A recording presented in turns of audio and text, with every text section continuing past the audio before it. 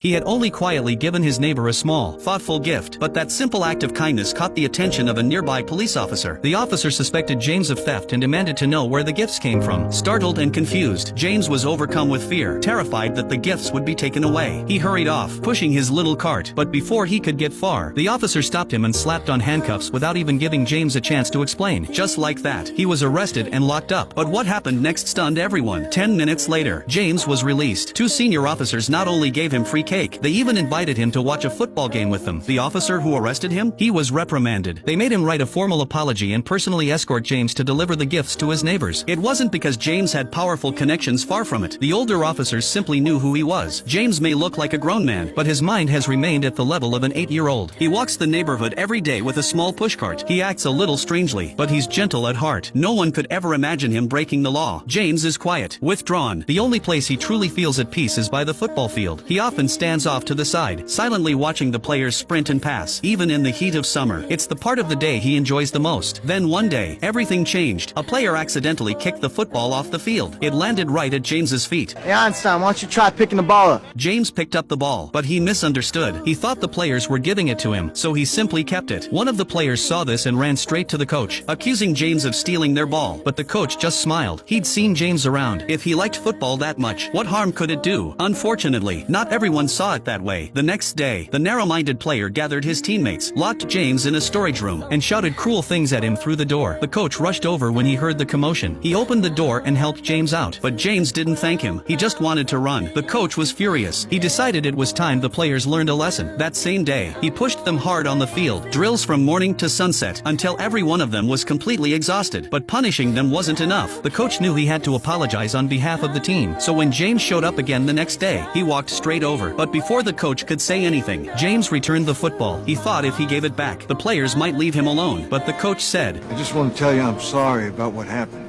I thought you needed to hear that from someone.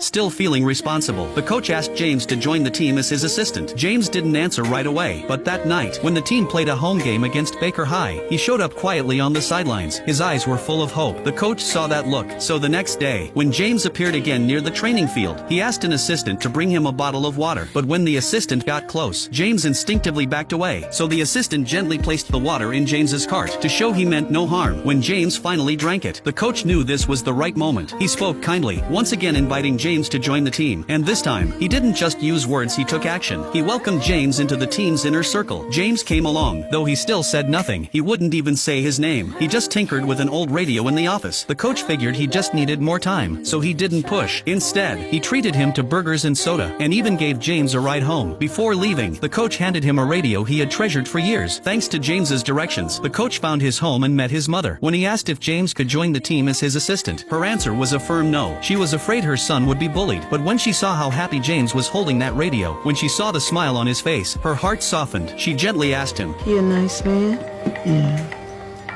Good. Seeing how kindly the coach treated her son, she no longer had doubts. She encouraged James to follow his heart, to go after what he loved. With his mother's blessing, James took his first brave step toward change. He officially accepted the coach's offer and walked onto the football field as part of the team. The coach introduced James as his assistant and reminded the players to treat him with kindness. James did everything he could to help, learning commands, supporting practices, cheering the team on from the sidelines, waving to fans in the stands, and even keeping track of every loss. Despite the team losing 3 games in a row, James's positivity kept spirits high. The players didn't give up. They trained harder, pushed further, and finally turned the tide. Victory came at last, and much of that was thanks to James. But not everyone saw it that way. Some parents believed James was just a distraction, someone who didn't belong. They accused the coach of using him to attract attention. Even the coach's own family questioned his efforts. Why go to such lengths for a stranger? The coach didn't mind what outsiders thought, but hearing doubts from his own family hurt. So, to help his daughter understand, he shared a secret he'd kept for 40 years. When he was 12, something happened that changed his life, and that moment not only shaped him, it would one day change James's life too.